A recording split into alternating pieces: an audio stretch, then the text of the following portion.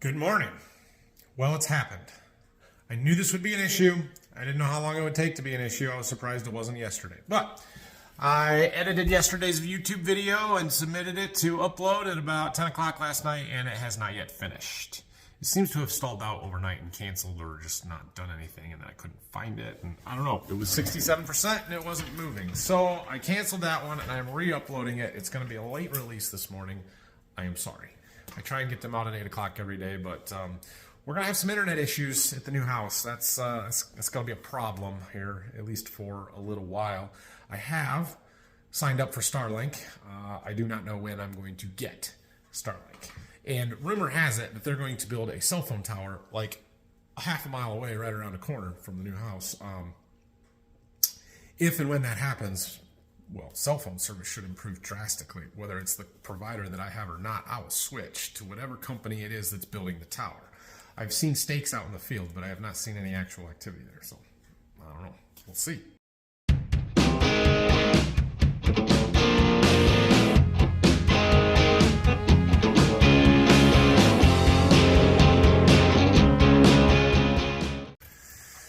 Now, this morning, I have to scan this and send it back to my crop consultant, and then I'm going to call him just to walk through it and make sure we're all on the same page. And then we're going to go find a hose for our power washer and get that fixed so we can wash our tractor. We have something else we need to talk about, though. So I didn't film this yesterday, but I was sitting here looking at our boards here, and I don't show these boards often because there's a lot of information on there that, well, you guys just don't need to know. But those are our grain sales. And so right now they're showing every contract that we have for 22, 20, any remaining 21 contracts, and we've even got some stuff sold for 2023 already. I was looking at these boards, adding up what we've got sold, and then I kind of went through and figured out what our acres are and our expected production, average yields times acres, and just trying to figure out how many bushels that we're going to have to sell. And I've kind of always had this strategy of trying to have a third of our crop sold before we plant it, a third between planting and harvest, and then have a third of it unpriced at harvest. And now I don't do the grain marketing for our farm. My Uncle Phil does most of that because he's the one that hauls it. He just takes care of it, and I probably need to be more involved, but he's done it. He tends to be fairly aggressive in selling stuff early, so we're more sold than I would like to be right now. But that said, everything that's on the board is really good prices. But I was looking at it yesterday, and prices have been up, so I thought, let's see where we're at. And I kind of came up with this recommendation that I was going to give to him. I said, let's sell 10,000 bushels of May 23 corn for $6.21 was the price yesterday, last night, like 3 o'clock when I looked. I also said, let's do 3,000 bushels of November 22 soybeans for $14.87. Those are HTAs. Those would be the board price. Still have to set the basis. I thought those were really good prices. And then last night happened, and our frenemy, Mr. Putin, has decided to stir up the whole world, I guess. I don't know. I'm a very, very casual, far observer of news. I used to follow it very close. It drove me crazy. I don't anymore. I can't do it. So I just very casual. But anyway, Russia has invaded Ukraine. This apparently means that there is no longer any corn or soybeans or wheat in the world because check it out. The grain markets, they're going crazy. And I know this is a lot of number, and if you're not sure what you're looking at, it's hard to understand, but it's a little easier over here on the computer. I'll just show you. So this is corn, soybeans, Chicago wheat. Those are the ones that we watch. And then the change here is what has happened since the markets opened. Wheat's up 50. Beans nearby up 35, or that's corn. Beans nearby up 50. I'm not sure what the limit is on beans. I thought it was 90, but that one's pegged at 50. Has been for a while, so I'm wondering if the limit isn't 50 on the nearby. Corn limit is 35. Wheat limit is 50. So those are basically up as far as they can possibly go today. And we'll come over here where it's easier for me to kind of show you. So this is the website of one of our grain buyers where we're selling stuff to. This is for their Maumee location. That's Toledo. Albion, this is the ethanol plant that we haul to a fair bit. and it shows the futures price. We'll focus on corn here. February 22 futures are at 7.18 3/4. That's what this is, 7.18, and the 6 is 6/8, so 3/4. Up 35. Now, cash price, they're at a 15-cent basis. Cash price is 7.03. That's just, I mean, all right. So yesterday, well, okay, let's keep going down the list. So they have bids farther out. So when you get down to this ON, that's October, November, that would be fall. New crop, that's the crop we're going to plant here in a couple of months. It's up 26.5. Futures price of 637.75. They have a 25-cent basis right now. So we could lock in a cash price, or we can just lock in the futures price. And then if you go out, you can see it goes up a little bit to February of 23, a year from now, 642 in March. And then this October, November 23 would be new crop for 23 at 5.89. Also a really dang good price. So yesterday I said May of 23. So we'll come over here. This one is May of 23. Last price, 646.5. 621. So I'm already 25 cents off from what I would have done. Clearly, I don't know any better than anybody else. Beans, same thing. Nearbys are up big time. Oh, that one's come down a little bit, down to 48. Oh, but 1703 is the cash price for us. 1723 futures. Go to new crop. Last half September, October, November 22. Up 30, 1517. 1517 is a dang good price. I had on here November 22 for 1487. So, yeah, I don't know. And not that I'm going to show you all of this, but let's look at some of our soybean sales. Right here, we've got a 1320. We've got some stuff in the 12s. I mean, those are not bad numbers. Those are really good numbers, but they're not these numbers. So, how aggressive do we get trying to price some of this stuff? Do I go over that third sold ahead of planting because the prices are really good, or are we going to have a weather event this summer that drives them even higher? Is this a temporary thing and the world's going to get sorted out in the next 2 months that all of these prices come back down to earth? I have no idea. I don't know what to do. If any of you seem to think that you're grain marketing experts, by all means, leave me some advice. I won't listen to it because I mean, if I listen to it, then I might be good at this. And we can't be having that, can we? All right, well, let's go get a new hose, or a fixed hose. I don't know, we'll see what we can do here. We got a new end crimped on. We'll go give that a shot. Sometimes when we have these guys crimp ends on hydraulic hoses for us, and it's a hose that they didn't make originally, it could be a little bit different diameter, and the crimps don't always hold exactly just right. That's been an issue with some of the hoses on our sprayer, but this one seemed like it fit pretty well. It seemed to crimp really, really good, and it's a pressure washer that should be much lower pressure than our hydraulic systems, so I think we'll be okay.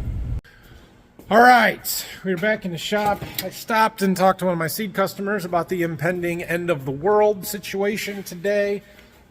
This is going to be a big deal. I also just got a phone call from our fertilizer supplier about nitrogen prices, and maybe we need to do something with that. And we're worried about supply and whether we were even going to get stuff. And then you've got the grain markets that things are tempering a little bit. They're not up as much as they were.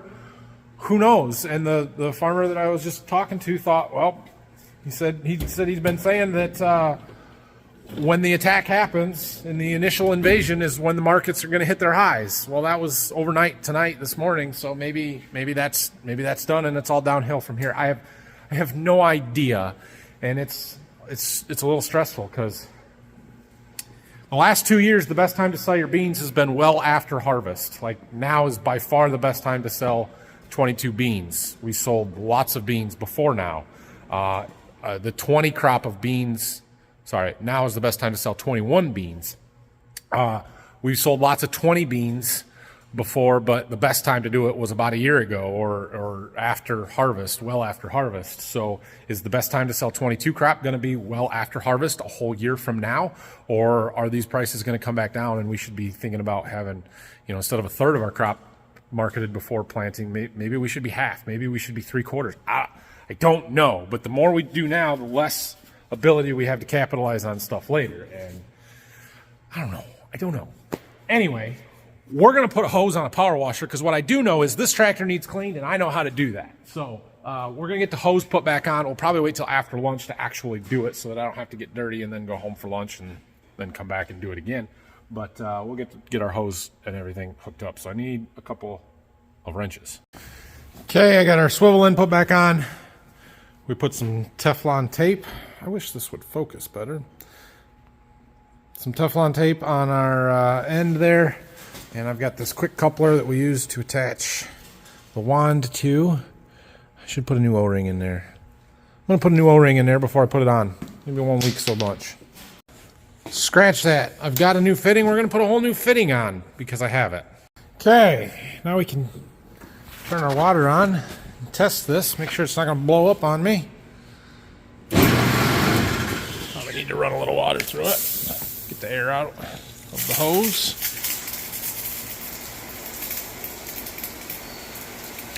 There we go. Cool. Not leaking or anything. Okay, good deal. That's ready to go. We'll come back to that this afternoon. It's like almost 11:30, so. It's now noon. And it's a whole different picture than what I showed you this morning. Look at this. Corn is no longer limit up. In fact, new crop corn is down 6. Old crop is up 13, but still, it was 35. Soybeans flipped entirely. New crop beans down 22 now. All of a sudden, my numbers from yesterday don't look so bad, but we didn't do anything. We didn't do anything this morning. We should have done stuff this morning, but we didn't because I'm not the decision maker. Yeah. I'm so confused. Oh, look at that. Just got home for lunch. Dad's been making me these steps to get into our garage. We've been using a ramp from a scaffolding thing there, but he made these beautiful. Nice. Thank you, Dad. That's fantastic. Okay. Well, I got back from lunch, got some more stuff taken care of in the office. It is time to wash. My John Deere dealer called me, said, hey, when are you going to bring that tractor to us? And so I'm like, well, I can bring it today, but I really want to wash it first. And they said, that's fine. We aren't going to work on it today, but we're going to get her cleaned up here so we can get it up to them. Probably be Monday would be my guess. But I got a time-lapse set up. As long as things go better today than they did yesterday, we'll get that video in here. I'm going to get my power washing suit on, and away we'll go.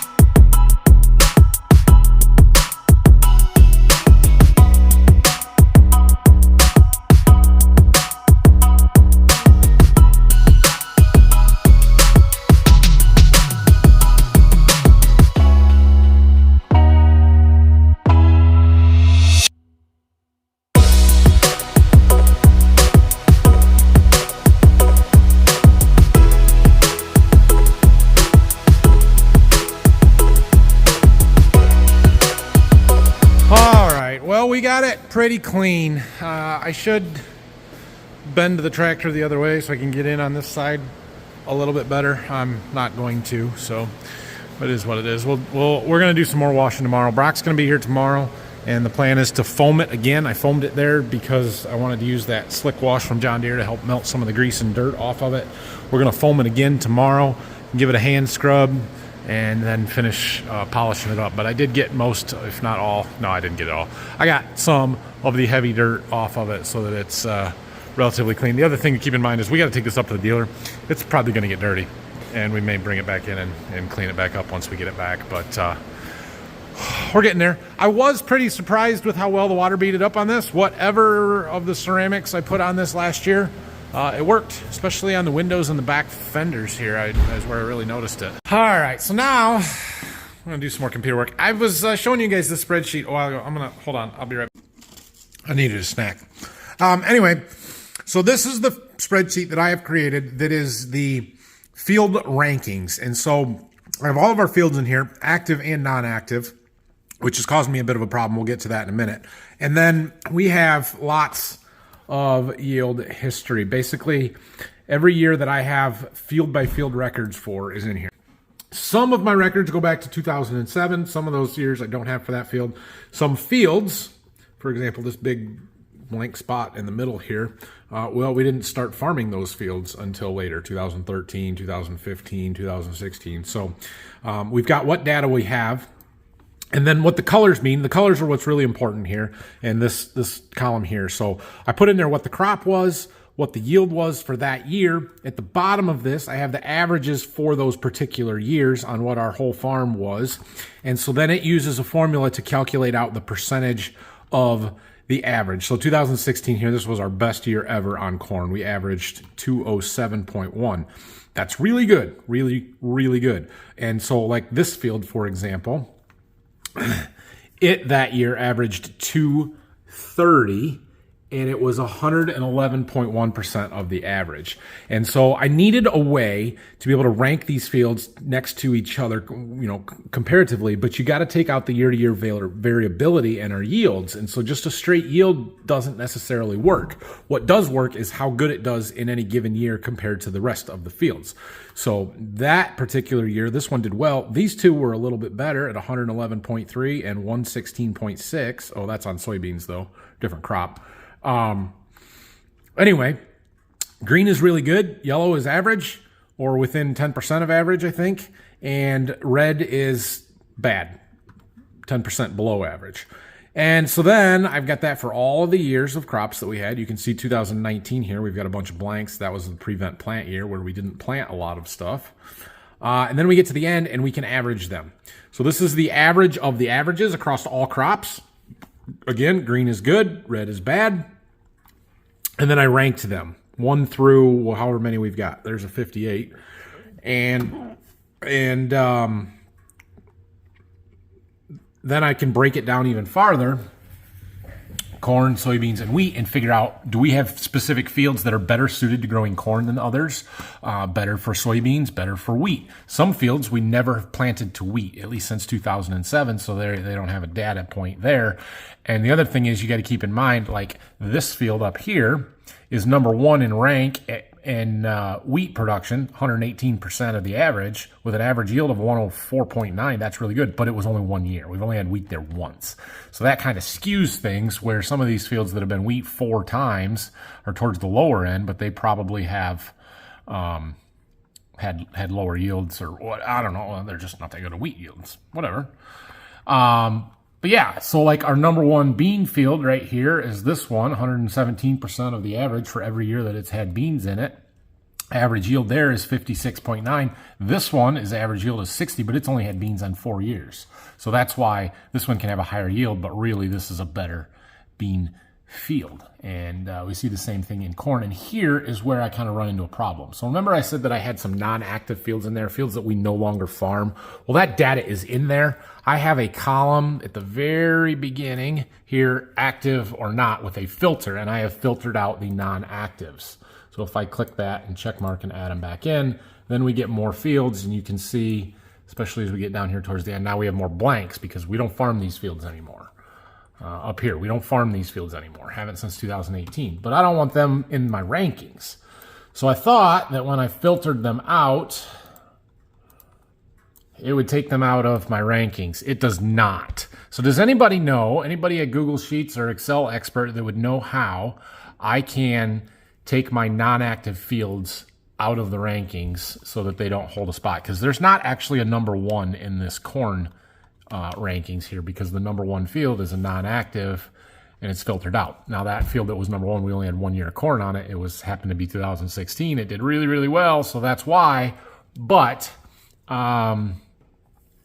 I don't know how to do that. So anyway, this is a start of it. I've got a lot more stuff that I do with this spreadsheet that I'm going to keep adding to it. Down at the bottom, I've got all those averages. Oh yeah, I've also got here a min-max. So our corn, another column here, I have the average yield for the corn.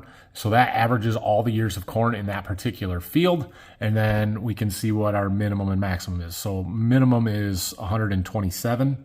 That would be this field right here. It's 78.3% is its average of the averages, I guess. It's the 59th ranked field, and it's had corn for 6 years. That's pretty pathetic to have 127 average on 6 years of data. Now 2012 was probably one of those years that skewed it down, but still. The high is 204 bushels per acre, and I know which field that is. Oh, it's that one that's hidden that has 1 year of data. Well, no, right here. Yeah, right here. Yeah, and that one has 3 years of data. So that's a really good field. Too bad it's a 1.3 acre field, but still.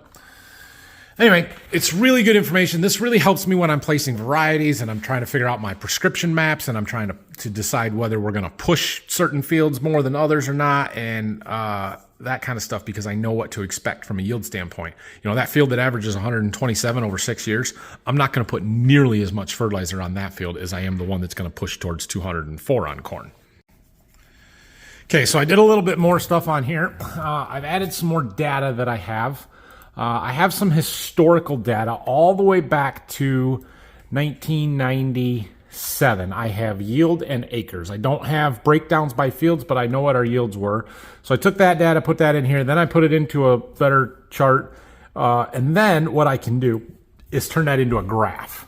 So this graph maps our corn, soybean, and wheat yields since 1997 all the way through 21. And you can see you know, things were going downhill for a while here, and then we jumped up, and then we're down, and then things have been pretty steadily climbing since, when is this, 2007 there. We haven't had any disaster years since 2002 is the low there, at least on the corn side of it. You can see this one is wheat, a little bit flatter, but still climbing as you go towards the most recent here. And same thing with beans. They're not climbing as fast, but same thing. We had some down years, we had some up years, and then we had a bad year, and then back and forth, up and down. Now, the important thing here, or what this really allows me to do, is see our trend lines. So see these straight lines that run right through there? Those are the trend line, or the line that best fits all of the data points. And what that tells me is what our average gain is per year. So if you'll remember back to your Algebra 1 class in high school, you'll know that on a chart like this, you have your x-axis and your y-axis, and in order to calculate the slope of the line, you use the formula y equals mx plus b, m being slope. Well, right over here we have those formulas that it calculates out for me. So mx plus b, b being the y-intercept. If you take this all the way back to year 0, it's saying we would have started at 131. That's, yeah, whatever. Same thing with beans. But this number right here, that 2.5, 0.66, 0.814, those are our average annual rate of gain in yields. And so whatever our average is coming up to here for this whole thing, and I have that data, it's back on sheet 1. No, actually I don't. I only have it for the most recent. I don't have it with everything, but say 172. You can then add 2.5 to that to get our trend line yield and what we should be able to expect for this year. It's cool. It's a cool visual. You can see our yields are increasing as we go. Things are trending in the right direction. I'd like to see that steeper, obviously, but hey, I'm happy that we're moving in the right direction. Now, what would probably be a little bit more useful data is to take just 10 years, right? Let's see what does our last 10-year trend line look like. Pretty easy data to get, not the best data to see. So our 10-year average, or 10-year trend line, is only going up by 1.6, about 0.8 on the beans. It's a little better on the beans, but it's actually negative on wheat. And we aren't going to help that this year. We need a good wheat year, and we aren't going to get it. So, oh well. Okay, well, after working on that for a little while, I'm done. So I'm going to go down to the house, keep organizing and putting some stuff away. Thanks for watching today. Phil just got back. He's been hauling grain, and I said, he walked into the office and I said, we missed the markets this morning. And he's like, we did? I'm like, what, did you sell something? He's like, yeah, I sold some this morning. Ah, way to go, Phil. Hit the highs. Wasn't very much, but it was something. So that's good. Tomorrow's plan, Brock's supposed to be here. I don't know if he's coming at 9 or 11 or whenever. Doesn't matter. So we're going to work on that tractor a little bit, try and get that one finished up, and maybe get some stuff moved around. So yeah, I might also need some help getting some more stuff from my house. Hopefully he can help me with that. I haven't cleaned out my shed yet, my lawnmower and all the outside stuff, so we got to do that. But anyway, thanks for watching today, everybody. If you have any questions, comments, leave them down below. I know we got into some different stuff today with that rankings and the grain markets, things that I don't talk about a lot, but that's all right. Enjoy. See ya.